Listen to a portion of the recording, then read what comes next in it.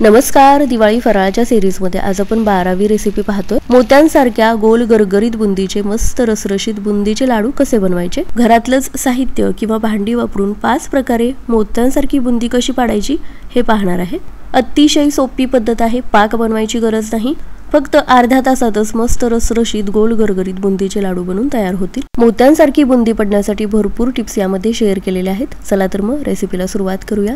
तर त्यासाठी सुरुवातीला बेसन चाळून घ्यायचे। इथे मी विकतचंच बेसन वापरलेलं आहे, बारीक आहे। घरीच बनवलेलं डाळीचं पीठ सुद्धा वापरू शकता। आता हे पहा, मेजरिंग कपचा जो 1 कप असतो ना, त्याने बरोबर 1.5 कप हे बेसन घेतलेलं आहे। एवढ्या बेसन मध्ये मोठ्या आकाराचे 15 ते 16 बुंदीचे लाडू बनवून तयार होतात। बेसन चाळूनच वापरायचं म्हणजे छोट्या छोट्या गाठी सुद्धा शिल्लक राहत नाहीत, त्यामुळे याचं बॅटर सुद्धा बनवायला खूप सोपं पडतं।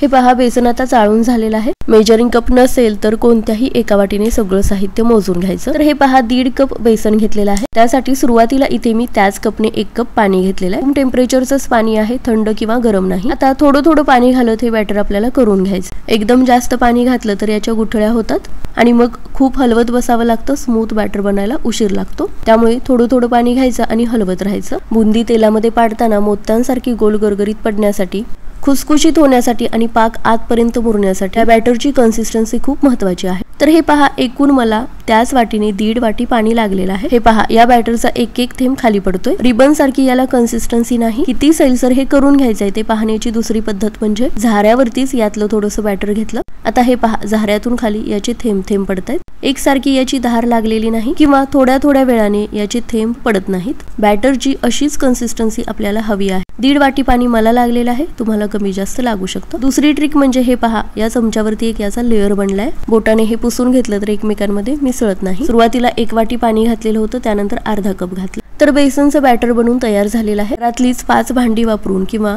5 पद्धतीने बुंदी कशी पाडायची हे आपण पाहणार आहे। पहा, आलं किसून घ्यायची जी छोटी किसणी असते ना, याने सुद्धा बुंदी मी पाडून दाखवलेली आहे। त्यानंतर घरातला कोणत्याही प्रकारचा झारा वापरू शकता। आता इथे छोटे आणि मोठे होल असले तरी बुंदीच्या आकारामध्ये जास्त काही फरक पडत नाही। अगदी बारीक बुंदी हवी असेल तर ती कशी पाडायची हे सुद्धा मी सांगितलेलंच आहे। तर अशा प्रकारची स्टीलची चाळणी असते ना, यामधून सुद्धा बुंदी कशी पडते, कशी पाडायची हे सुद्धा आपण पाहणार आहे। पुरण वाटायच्या जाळ्यामधून सुद्धा बुंदी पाडून दाखवलेली, किंवा या पद्धतीची कोणतीही चाळण तुम्ही वापरू शकता। त्यानंतर पाइपिंग बॅग मधून सुद्धा बुंदी कशी पाडायची हे सुद्धा आपण पाहणार आहे। पाइपिंग बॅग नसेल तर मिठाची रिकामी झालेली पिशवी सुद्धा वापरू शकता। तेल मी सुरुवातीलाच गरम करायला ठेवलेलं होतं। यातलं 1 चमचाभर तेल बेसनच्या बॅटर मध्ये काढून घेतलं। गरम तेलामुळे बुंदी खुसखुशीत व्हायला खूप मदत होते। चिमूटभर पिवळ्या रंगाचा फूड कलर यामध्ये मी घातलेला आहे। याऐवजी हळद सुद्धा वापरू शकता। त्यानंतर चिमूटभर बेकिंग सोडा यामध्ये घातलेला आहे। यामुळे बुंदी तेलामध्ये पाडताच छान फुलते आणि चांगली फुलल्यामुळे यामध्ये पाक व्यवस्थित मुरला जातो। या तिन्ही गोष्टी घालून चांगलं मिक्स करून घेतलं। काही सेकंद हे चांगलं ढवळून घ्यायचं, म्हणजे बेकिंग पावडर आणि खायचा रंग बॅटर मध्ये व्यवस्थित मिसळला जातो। हे पहा, असं आपलं बॅटर बनून तयार झालेलं आहे। लगेचच बुंदी पाडायला सुरुवात करूया। दुसरी महत्त्वाची गोष्ट म्हणजे तेल कडकडीत गरम हवं आहे। हे पहा, बॅटरचा एक थेंब यामध्ये टाकला, लगेचच फुलून वरती येतोय। तेल व्यवस्थित गरम नसेल तर बुंदी फुलणार नाही, गोल गरगरीत आकार येणार नाही। हे पहा, तेल असं कडकडीत गरम असेल तर मस्त आकार येतो। आता सुरुवातीला झाऱ्याच्या साह्याने बुंदी कशी पाडून घ्यायची ते पाहूया। हे पहा, झाऱ्यामध्ये 1 चमचाभर बॅटर घेतलेला आहे। दुसरी गोष्ट म्हणजे झारा आणि कढईमध्ये थोडंसं अंतर ठेवायचं। बॅटरची एकसारखी धार लागू द्यायची नाही। एक एक थेंब पडण्यासाठी झारा थोडासा वरती पकडायचा। हे पहा, झाऱ्यातून अगदी मस्त ही बुंदी पडत आहे। तर 2 चमचे बॅटरची झाऱ्यातून ही बुंदी पाडून घेतली। गॅसची फ्लेम थोडीशी कमी करून बुंदी व्यवस्थित तळून घ्यायची, मगच ती खुसखुशीत बनेल आणि पाक सुद्धा आतपर्यंत मुरला जाईल। हे पहा, तेलातले बुडबुडे पूर्णपणे कमी आले, मस्त गोल गरगरीत बुंदी पडलेली आहे। एखाद्या चाळणीमध्ये काढून घ्यायची। दुसऱ्या पद्धतीमध्ये जी आलं किसायची छोटी किसणी असते ना, त्याने पाडून घेऊयात। आता ही किसणी आपल्याला उलटी पकडायची, म्हणजे बॅटर वरतीच अडकून राहत नाही, पटकन त्याचे थेंब तेलामध्ये पडले जातात। तर हे पहा, ही किसणी सुद्धा मी कढईच्या थोडीशी वर पकडलेली। आता या किसणीचा आकार छोटा असल्यामुळे आपल्याला 1 चमचा यामध्ये बॅटर घ्यावं लागतं। याने सुद्धा बुंदी अगदी मोत्यासारखी गोल गरगरीत पडते। आता याचे होल जरी छोटे असले तरी बुंदीचा आकार तेवढाच राहतो। हे पहा, झाऱ्याने जशी आपण बुंदी पाडून घेतली तशीच ही सुद्धा बुंदी बनलेली आहे।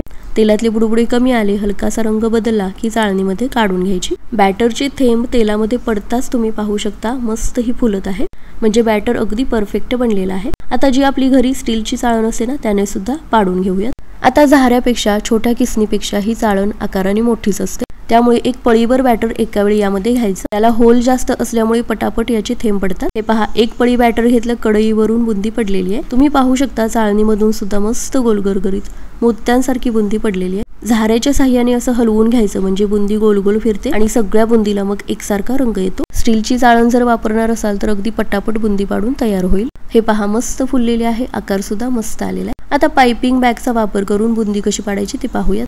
एका पेल्यामध्ये ही बॅग घेतली, यामध्ये 1 ते 1.5 पळी हे बेसनचं बॅटर घेतलं, याला वरून गाठ मारून घेतली किंवा रबर लावू शकता। आता आपल्याला जशी छोटी मोठ्या आकाराची बुंदी हवी आहे त्याप्रमाणे कट करायचं। बारीक बुंदी हवी असेल तर अगदी छोटा कट द्यायचा, मोठी टपोरी बुंदी हवी असेल तर थोडासा मोठा कट द्यायचा। हे पहा, मी अगदी छोटासा कट दिलेला होता। कढईच्या वरती थोडंसं अंतर ठेवून अशी पाइपिंग बॅग फिरवत राहायचं। तुम्ही पाहू शकता पाइपिंग बॅग मधून सुद्धा बुंदी अगदी परफेक्ट पडत आहे। मी याच्या टिपला छोटा कट दिलेला होता, त्यामुळे मस्त बारीक अशी ही बुंदी पडलेली आहे। तर तुम्हाला बारीक बुंदीचे लाडू करायचे असतील तर शक्यतो पाइपिंग बॅगचाच वापर करा। बॅटरची कन्सिस्टन्सी यापेक्षा सैलसर असेल, प्रत्येक बुंदीची एक बाजू निमुळती होऊ शकते किंवा प्रत्येक बुंदीला शेपूट निघाल्यासारखं दिसतं। तर हे पहा, दोन्ही बुंदीच्या आकारामध्ये फरक पाहू शकता। पुरण वाटायच्या जाळेमध्ये सुद्धा थोडंसं बॅटर घेतलं। पहा, याचे जे होल असतात यामध्ये अंतर नसल्यामुळे हे जाळ जर जास्त वरती नाही पकडलं तर बॅटरची धार लागू शकते आणि त्यामुळे बुंदी थोडीशी मोठी पडू शकते। आता इथे मी सगळी बुंदी झाऱ्याने पाडून घेतलेली आहे। याचा एक फायदा म्हणजे झाऱ्याचा हँडल लांब असतो। बुंदी तेलामध्ये पडताना जे तेल उडतं ते हातावरती येत नाही, कारण झारा लांब आपण पकडून घेऊ शकतो। आज मी थोडीशी टपोऱ्या मोठ्या बुंदीचे लाडू बनवणार आहे। बारीक बुंदीच्या लाडूची रेसिपी सुद्धा मी अपलोड केलेली आहे, लिंक डिस्क्रिप्शन बॉक्स मध्ये मिळेल। तर हे पहा, झाऱ्यानेच सगळी बुंदी मी पाडून घेतलेली आहे। तर साधारण तुम्हाला अंदाज येत असेल कढई आणि झाऱ्यामध्ये किती अंतर ठेवायचं। एवढ्या आकाराचा जर झारा असेल तर एका वेळी फक्त 1 ते 2 चमचेच बॅटर घालायचं, तेवढ्याचीच कढई भरून बुंदी पडते। झारा अशा पद्धतीने फिरवून घ्यायचा म्हणजे बुंदीला एकसारखा रंग येतो। आता इथे एकच गोष्ट लक्षात ठेवायची, एक बॅच पाडून झाली की झारा थोडासा हातानेच पुसून घ्यायचा, यावरचं बॅटर काढून घ्यायचं म्हणजे बॅटरचे जे थेंब थेंब पडतात ना ते व्यवस्थित पडतील, चिकटून राहणार नाही। तर हे पहा, सगळी बुंदी तळून झालेली आहे। हे पहा, मस्त गोल गरगरीत खुसखुशीत बुंदी बनलेली आहे, मस्त फुललेली सुद्धा आहे आणि आतून पोकळ बनलेली आहे। बुंदीचे लाडू अगदी परफेक्ट बनण्यासाठी बुंदी आपल्याला अशीच हवी आहे।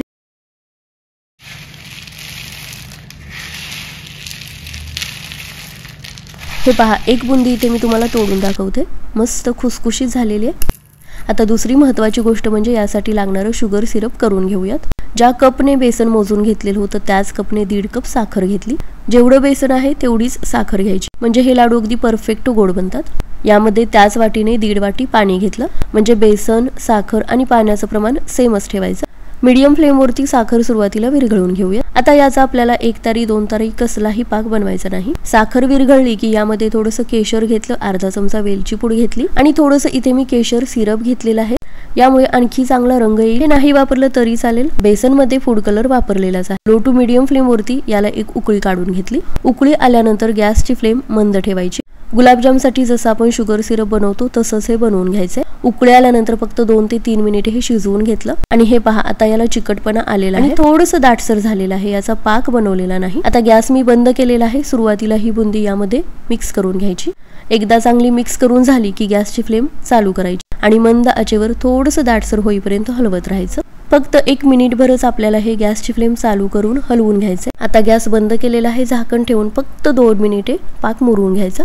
तोपर्यंत 4 चमचे मगज बी दुसऱ्या पॅन मध्ये परतून घेतले। आवडत असतील तर इतरही ड्रायफ्रुट्स तुम्ही थोडा वेळ परतून घेऊ शकता। काही सेकंद हे मी परतून घेतलेलं आहे, बाजूला ठेवून देऊया। तर 2 ते 3 मिनिटे झालेली आहे। तर हे पहा, शुगर सिरप बुंदीमध्ये मुरलेला आहे। हे पहा, मस्त फुललेली आहे। लाडू बांधायचे नसतील तर पाकातली बुंदी खायला तयार आहे। आता यामध्ये 2 चमचे पिस्त्याचे काप घेतलेले आहेत आणि परतून घेतलेले मगज बी सुद्धा काढून घेतले। तुम्हाला आवडतील ते ड्रायफ्रुट्सचे काप यासाठी वापरू शकता। वेलची पूड आपण पाकामध्येच घातलेली होती। आता हे सगळं चांगलं हलवून घेतलं। बुंदी आणखी फुलण्यासाठी पुन्हा 1 मिनिटभर मी याच्यावरती झाकण लावून ठेवलं म्हणजे पाक सुद्धा आणखी आतपर्यंत मुरला जाईल, लाडू रसरशीत बनतील। तर हे पहा, 1 मिनिटानंतर लाडू बांधण्यासाठी बुंदी तयार आहे। तर हे पहा, मोत्यांसारखी गोल गरगरीत पाक आतपर्यंत मुरलेली बुंदी तयार आहे। हवे तसे लहान मोठे लाडू याचे वळून घेऊ शकता। पाक व्यवस्थित मुरलेला आहे, त्यामुळे लाडू वळायला अजिबात अवघड जात नाही। पटकन लाडू वळले जातात, त्यामुळे अजिबात वेळ सुद्धा लागत नाही। हलक्या हातानेच लाडू वळून घ्यायचे, जास्त दाबायचं नाही म्हणजे बुंदीचा आकार सुद्धा तसाच राहतो। तर हे पहा, याच पद्धतीने सगळे लाडू बांधून घ्यायचे। तर घरातलीच वेगवेगळी भांडी वापरून बुंदी कशी पाडून घ्यायची, यातलं कोणतंही भांड वापरून किंवा कोणत्याही प्रकारे ही बुंदी पाडून घेऊ शकता। कमी वेळेमध्ये सगळी बुंदी पाडून तयार सुद्धा होईल आणि बुंदीचे लाडू वळून घ्यायला तर अजिबातच वेळ लागणार नाही। बॅटर आणि शुगर सिरप बनवताना सांगितलेल्या टिप्स फक्त लक्षात ठेवा। हे पहा, मस्त हलवाई स्टाईल, आचारी स्टाईल हे बुंदीचे लाडू बनवून तयार झाले। तुम्ही पाहू शकता यावरती बुंदी सुद्धा मस्त मोत्यांसारखी दिसत आहे। अगदी परफेक्ट रसरशीत असे हे बुंदीचे लाडू बनवून तयार झाले। तर या दिवाळीला हे अतिशय सोपे बुंदीचे लाडू नक्की करून पहा। रेसिपी आवडली असेल लाईक, शेअर आणि सबस्क्राईब करायला विसरू नका।